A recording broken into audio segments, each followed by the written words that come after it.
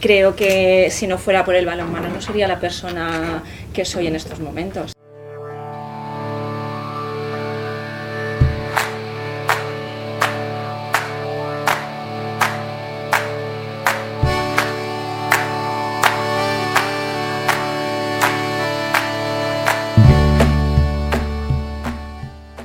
Bueno, pues sin duda de la Copa de Europa.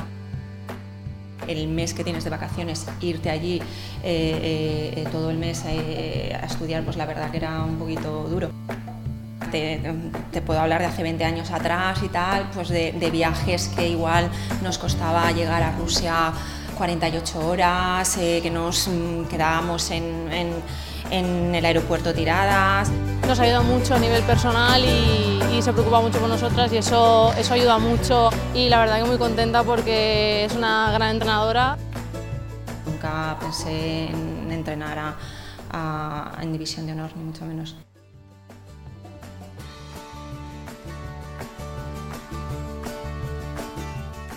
Recuerdo seguir a mi hermano en todo.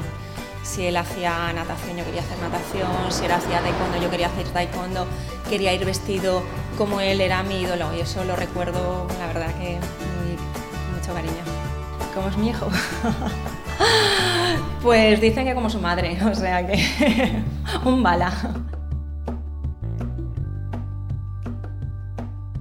Nosotras sin el balonmano, baloncesto, las mujeres sin los medios de comunicación, pues la verdad es que no somos nadie.